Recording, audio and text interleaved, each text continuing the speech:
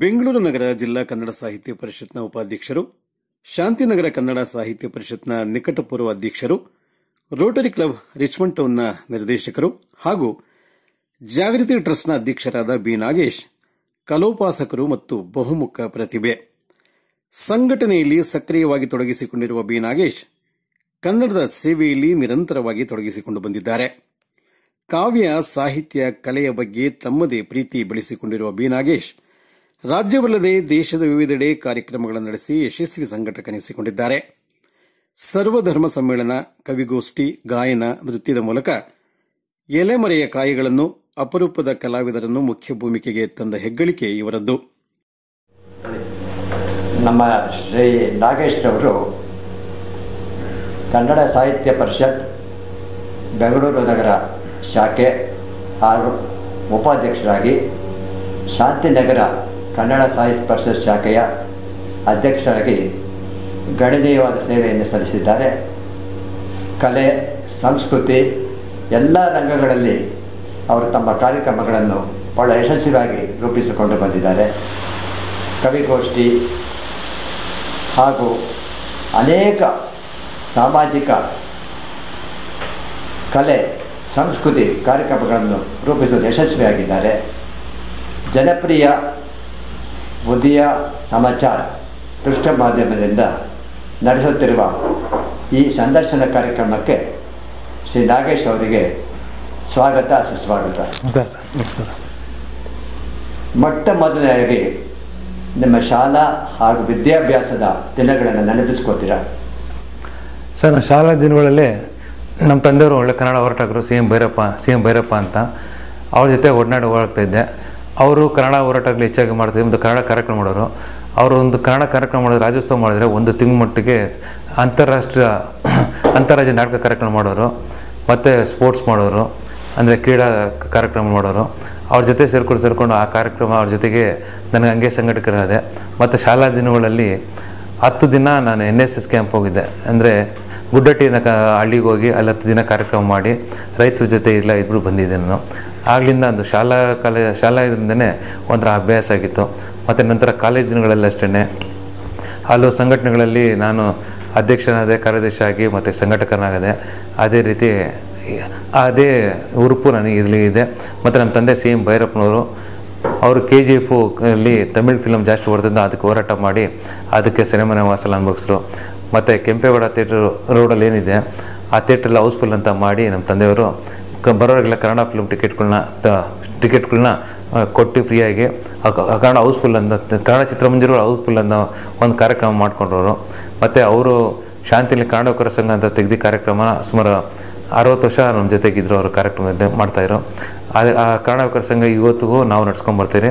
ಮತ್ತು ಅವರು ನನಗೆ ಹೇಳ್ಕೊಟ್ಟಿದ್ದು ಪ್ರತಿ ಸ್ವಾತಂತ್ರ್ಯ ದಿನಾಚರಣೆ ಆಗಲಿ, ಗಾಂಧಿ ಜಯಂತಿ ಆಗಲಿ, ನವಂಬರ್ ರಾಜ್ಯೋತ್ಸವ ಆಗಲಿ, ಗಣರಾಜ್ಯೋತ್ಸವ ಆಗಲಿ, ಈ ಥರ ಕಾರ್ಯಕ್ರಮಗಳ ಜೊತೆಗೆ ನಾವು ಅವ್ರ ಜೊತೆಗೆ ಧ್ವಜಾರೋಹಣ ಮಾಡೋ ಜೊತೆ ಹೋಗ್ತೀರಿ. ಅದ್ರ ಜೊತೆಗೆ ಹಂಗೆ ನಮಗೂ ಅದೇ ಅಭ್ಯಾಸ ಆಗಿ ಇವತ್ತು ನಮ್ಮ ತಂದೆಯೇ ನನಗೆ ಉತ್ಸಾಹಕರು. ಮತ್ತು ಅವರು ನನಗೆ ಇವತ್ತು ಏನು ಈಗ ಮಟ್ಟಕ್ಕೆ ನಾನು ಬೆಳೆದೀನಿದ್ರೆ ಅದು ಕಾರಣ ಅವರೇ. ಮತ್ತು ಇನ್ನೊಂದು ಹೇಳ್ಬೇಕಾದ್ರೆ ನಮ್ಮ ತಾಯಿ ಅಷ್ಟೇ ಕಾರ್ಯಕ್ರಮ ಎಲ್ಲರೂ ಜೊತೆಗಿರ್ತಾಯಿದ್ರು. ಹಾಗೆ ನನ್ನ ಶ್ರೀಮತಿ ಮಂಜುಳಾ ಅಂತ ಅವರು ಅಷ್ಟೇ ನನ್ನ ಕನ್ನಡ ಕಾರ್ಯಕ್ರಮ ಯಾವುದೇ ಜೊತೆಗೆ ಬರ್ತಾರೆ. ಅದು ನನ್ನ ಮಗ ಮನೀಶ್ ಗೌಡ ಅಂತ ಅವನು ಅಷ್ಟೇ ಕನ್ನಡ ಕಾರ್ಯಕ್ರಮ ಏನೇ ಇದ್ರೂ ಜೊತೆಗಿರ್ತಾನೆ. ಮತ್ತು ಕನ್ನಡ ಕಾರ್ಯಕ್ರಮಗಳ ಸಂಘಟನೆ ಏನು ಮಾಡ್ತಾನೆ ಜೊತೆಗೆ ಅವರೆಲ್ಲ ಭಾಗಿಯಾಗಿ.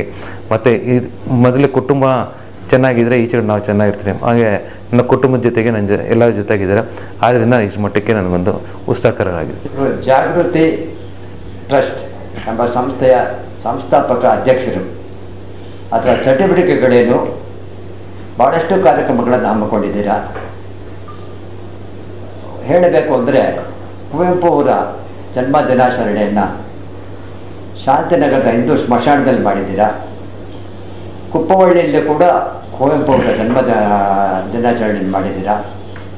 ಇದರ ಅನುಭವಗಳು ಹೇಗಿತ್ತು ನಿಮಗೆ? ರಾಷ್ಟ್ರಕವಿ ಕುವೆಂಪು ಅವ್ರ ಬಗ್ಗೆ ನನಗೆ ತುಂಬ ಒಲವಿದೆ. ಮತ್ತು ಅವ್ರ ಕಾರ್ಯಕ್ರಮಗಳು ವಿಶಿಷ್ಟವಾಗಿ ವಿಭಿನ್ನವಾಗಿ ಮಾಡಬೇಕಂತ ನನ್ನ ಕಾರ್ಯಕ್ರಮ ಏನಿದ್ರೆ ಅದು ವಿಶಿಷ್ಟವಾಗಿರಬೇಕು, ಅದು ವಿಭಿನ್ನವಾಗಿರಬೇಕು. ಆ ಕಾರಣದಿಂದ ಏನು ಮಾಡಿದೆ, ನಾನು ಸ್ಮಶಾನದಲ್ಲಿ ಡಿಸೆಂಬರ್ 29 ವಸಂತ ಭೂಪತಿ ಇದೆ ಅಂತ ಕನ್ನಡ ಅಭಿವೃದ್ಧಿ ಪ್ರಾಧಿಕಾರ, ಪುಸ್ತಕ ಪ್ರಾಧಿಕಾರದ ಅಧ್ಯಕ್ಷರು ಅವ್ರನ್ನ ಕರೆಸಿರೋ ಹತ್ರ 9 ಗಂಟೆಗೆ ಕಾರ್ಯಕ್ರಮ ಬಂದರು. ಮತ್ತು ಹಲವಾರು ಪ್ರತಿಷ್ಠಿತ ಡಾಕ್ಟರ್ ಆಂಜನಪ್ಪನವರಾಗಲಿ ಅವರು ಬಂದಿದ್ದರು. ಈ ಕಾರ್ಯಕ್ರಮಗಳು ಹತ್ರ 9 ಕಡೆ ನಡೆದಿದ್ದು. ಮತ್ತು ಸುಮಾರು 100 ಕವಿಗಳು ಸೇರಿಕೊಂಡು ಈ ಕಾರ್ಯಕ್ರಮನ ಮಾಡಿದ್ರಿ. ಮತ್ತು ಆ ಕಾರ್ಯಕ್ರಮ ವಿಭಿನ್ನವಾಗಿ ಬಂತು. ಮತ್ತು ಕುಪ್ಪಳ್ಳಿಯಲ್ಲಿ ಇದು ಮಾಡಿದ್ರಿ, 106 ಕವಿಗಳನ್ನು ಅವರು ಬರೆದಿರೋಂಥ ಕವನಗಳನ್ನು ಒಂದು ಪುಸ್ತಕ ಅಂತ ಮಾಡಿದ್ರಿ, ಕವಿಶೈಲ ಅಂತ. ಆ ಕವಿಶೈಲ ಅಂತ ಬುಕ್ಕು 106 ಜನ ಬರೆದಿರೋಂಥ ಕವನಗಳನ್ನ ಒಂದು ಪುಸ್ತಕ ಮಾಡಿದ್ರಿ. ಮತ್ತು ಶಾಲಾ ಮಕ್ಕಳಲ್ಲಿ ಕುವೆಂಪು ಕಾರ್ಯಕ್ರಮ ಮಾಡಬೇಕು ಅಂತ ಅಲ್ಲಿ ಮಕ್ಕಳಲ್ಲಿ ಪ್ರತಿ ವರ್ಷ ಡಿಸೆಂಬರ್ 29ಕ್ಕೆ ಕುವೆಂಪು ಬಗ್ಗೆ ಯಾವುದೋ ಒಂದು ಶಾಲೆ ತೊಗೊಂಡು ಕುವೆಂಪು ಬಗ್ಗೆ ಕಾರ್ಯಕ್ರಮ ಮಾಡಿ, ಉಪನ್ಯಾಸ ಕಾರ್ಯಕ್ರಮ ನೀಡಿ, ಮತ್ತು ಜೊತೆಗೆ ಕುವೆಂಪು ಅವರದ ಜೀವನ ಚರಿತ್ರೆಯಿಂದ ಪುಸ್ತಕಗಳನ್ನು ಕೊಟ್ಟು ಅವ್ರಿಗೆ ಕುವೆಂಪು ಬಗ್ಗೆ ಆಸಕ್ತಿ ಮೂಡಬೇಕು ಅಂತ ಒಂದು ಕಾರ್ಯಕ್ರಮ ಮಾಡ್ತಾನೆ ಸರ್. ಜಾಗೃತಿ ಟ್ರಸ್ಟ್ನವರು ಇತ್ತೀಚೆಗೆ ಪರಮ ಪುಣ್ಯ ಕ್ಷೇತ್ರವಾದ ಶ್ರೀ ಕ್ಷೇತ್ರ ಧರ್ಮಸ್ಥಳದಲ್ಲಿ ಸರ್ವಧರ್ಮ ಕವಿಗೋಷ್ಠಿ ಹಮ್ಮಿಕೊಂಡಿದ್ದೀರಿ. ಆ ಕಾರ್ಯಕ್ರಮ ಹೇಗೆ ನಡೀತು? ಸರ್ವಧರ್ಮ ಕವಿಗೋಷ್ಠಿ ಧರ್ಮಸ್ಥಳದಲ್ಲಿ ಆ ಕಾರ್ಯಕ್ರಮ ಮಾಡಿದ್ದೊಂದು ಇದು ಆಶ್ಚರ್ಯ ಬಿಡಿ. ಯಾಕೆಂದರೆ ಆ ಮಳೆ ಟೈಮು, ಅಂಥ ಟೈಮಲ್ಲೂ ನಾವು ಕಾರ್ಯಕ್ರಮ ಒಳಗೆ ನಿಂತಾಗ ಶ್ರೀ ಮಂಜುನಾಥನ ಒಂದು ರೀತಿಯಲ್ಲಿ ಮಳೆ ಎಲ್ಲ ಭಯಭೀತರಾಗಿ ಬರೋಕ್ಕೆ ಎಷ್ಟು ಜನ ಹೆದರ್ತಾಯಿದ್ರು. ಅಂಥ ಸಮಯದಲ್ಲೂ ಶ್ರೀ ಮಂಜುನಾಥ ನಮ್ಮ ಕೈ ಬಿಡಲಿಲ್ಲ. ನಾವೆಲ್ಲರೂ ಹೋದ್ರಿ, ಯಾವ ಶಿರಡಿಘಾಟ್ ಬಿಡಲ್ಲ ಅಂತೀರ ಅದೇ ಶಿರಡಿಘಾಟಲ್ಲಿ ಹೋಗಿ ಧರ್ಮಸ್ಥಳ ದರ್ಶನ ಮಾಡಿ ನಂತರ ಕವಿಗೋಷ್ಠಿ ಕಾರ್ಯಕ್ರಮ ಎಲ್ಲ ಜಿಲ್ಲೆಯಿಂದನೂ ಬಂದಿರೋ ಕಾರ್ಯಕ್ರಮ ಅದ್ಭುತವಾಗಿ ಯಶಸ್ಸಿತ. ಅಲ್ಲೊಂದು ಭಾವನಾಲೆಗಳಂತ ಒಂದು ಪುಸ್ತಕ ಬಿಡುಗಡೆ ಮಾಡಿದ್ರೆ ಈ ಕಾರ್ಯಕ್ರಮದ ಹೆಸರು ಶ್ರೀ ಮಂಜುನಾಥನಿಗೆ ಸೇರಂತ. ಅದಕ್ಕಿಂತ ವಿಶಿಷ್ಟವಾದ ಸಾಧನೆ ಅಂದರೆ ತಮಿಳುನಾಡಿನ ಕನ್ಯಾಕುಮಾರಿಯಲ್ಲಿ ಕನ್ನಡ ಕಾರ್ಯಕ್ರಮವನ್ನು ರೂಪಿಸಿದ್ರಿ. ಅದೊಂದು ನೂತನ ಅನುಭವ. ಅದ್ರ ಬಗ್ಗೆ ಏನು ಹೇಳಿ ಬಯಸ್ತೀರ ಸರ್? ಕನ್ಯಾಕುಮಾರಿಲಿ ಒಂದು ಕಾರ್ಯಕ್ರಮ ಮಾಡಿದ ಕಾರಣ ಅಂದರೆ ಬಹುಭಾಷಾ ಕವಿಗೋಷ್ಠಿ ಕಾರ್ಯಕ್ರಮ ಮಾಡಿದ್ರಿ ಕನ್ಯಾಕುಮಾರಿಯಲ್ಲಿ. ಅಂದರೆ ಎಲ್ಲ ಭಾಷೆಯವರು ಬರಬೇಕು, ಕನ್ನಡ ಕಾರ್ಯಕ್ರಮ ಮಾಡಬೇಕು ಅಂತ ಉದ್ದೇಶ ಇತ್ತು. ಆಮೇಲೆ ಕನ್ನಡ ತೇರುವಂಥ ಕಾರ್ಯಕ್ರಮ ಕಾರ್ಯಕ್ರಮದಲ್ಲಿ ಎಲ್ಲರೂ ಬಂದರು, ತಮಿಳವರಾಗಲಿ ತೆಲುಗುವರಾಗಲಿ ಎಲ್ಲರೂ ಬಂದರು.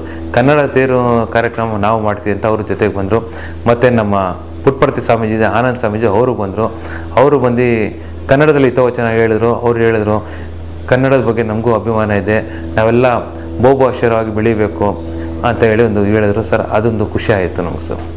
ಟ್ರಸ್ಟ್ ವತಿಯಿಂದ ತಾವು ಇನ್ನೊಂದು ಮಹತ್ತರವಾದ ಕಾರ್ಯಕ್ರಮವನ್ನು ಹಮ್ಮಿಕೊಂಡಿದ್ದೀನಿ ಎಂದು ಕೇಳ್ಪಟ್ಟಿದ್ದೀರಿ.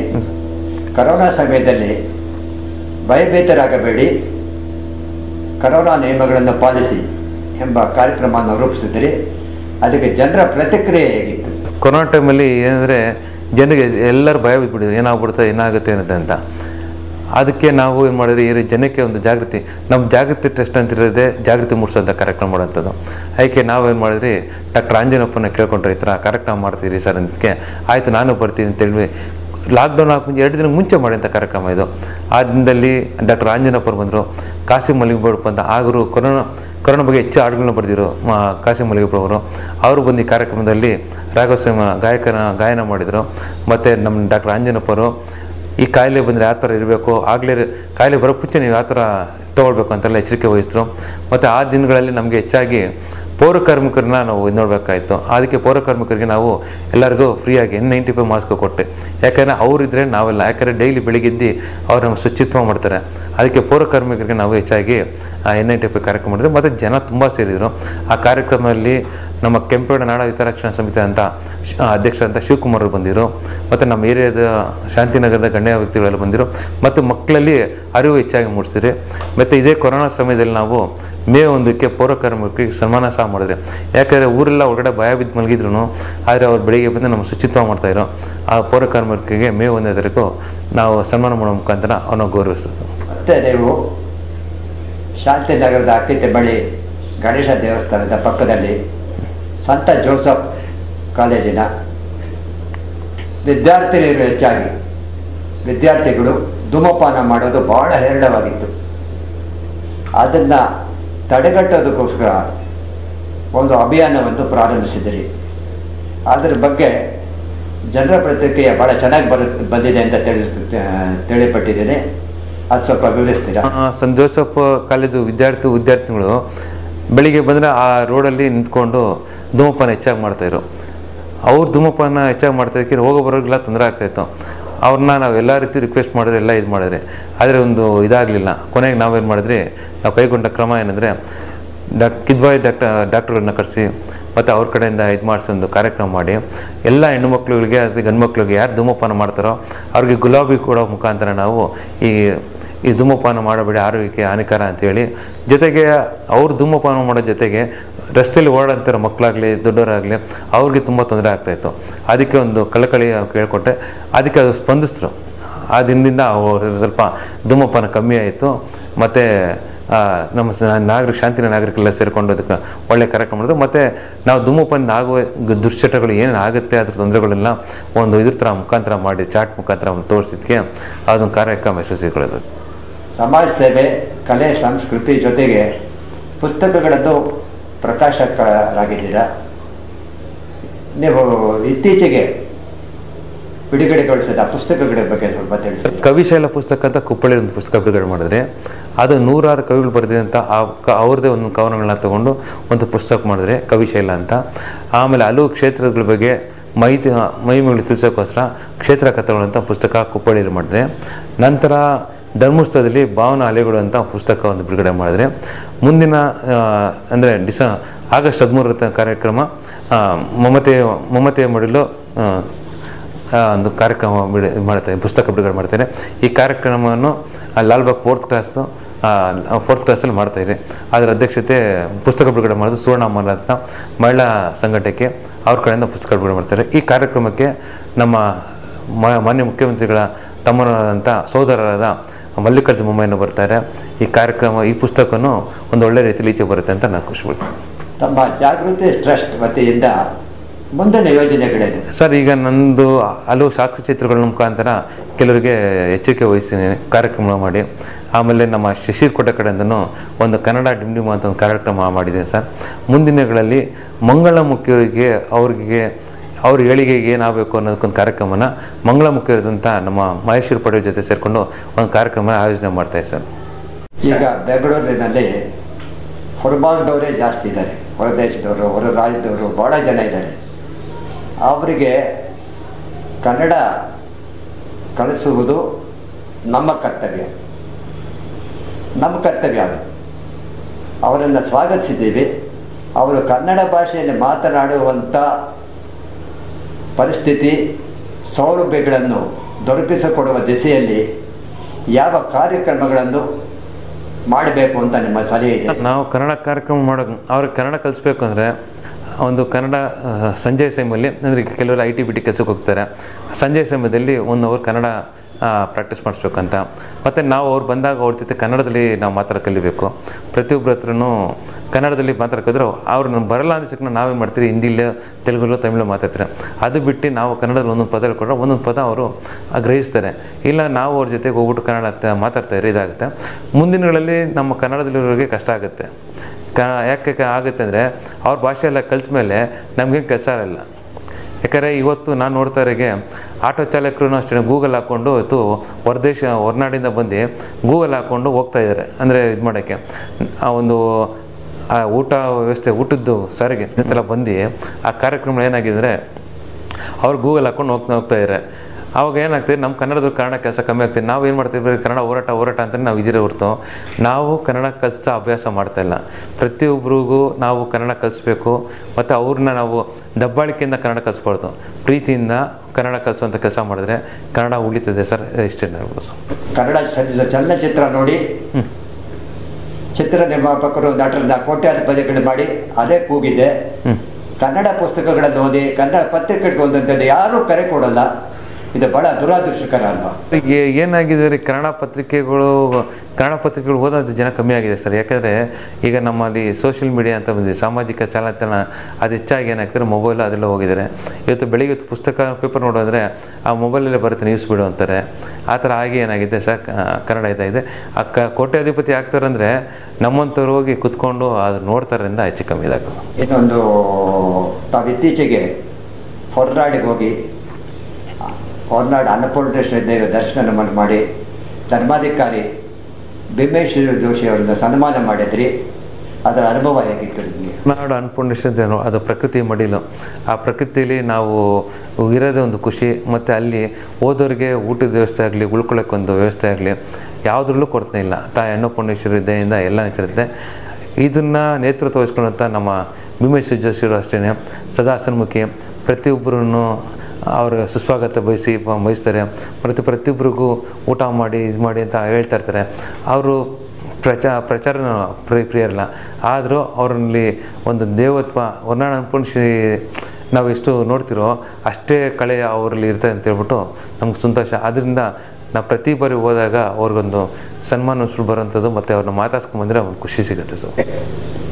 ಶ್ರೀಕ್ಷೇತ್ರ ಧರ್ಮಸ್ಥಳದ ಡಾಕ್ಟರ್ ಪದ್ಮಭೂಷಣ ವೀರೇಂದ್ರ ಹೆಗಡೆ ಅವರು ಧರ್ಮಾಧಿಕಾರಿಗಳು ರಾಜ್ಯಸಭೆಗೆ ನೇಮಕಗೊಂಡಿದ್ದಾರೆ. ಇದು ಇಡೀ ಕರ್ನಾಟಕ ರಾಜ್ಯ ಅಷ್ಟೇ ಅಲ್ಲ, ಇಲ್ಲಿ ಭಾರತ ದೇಶ ಸಂತಸ ಪಡುವಂಥ ವಿಷಯ ಅಲ್ವಾ?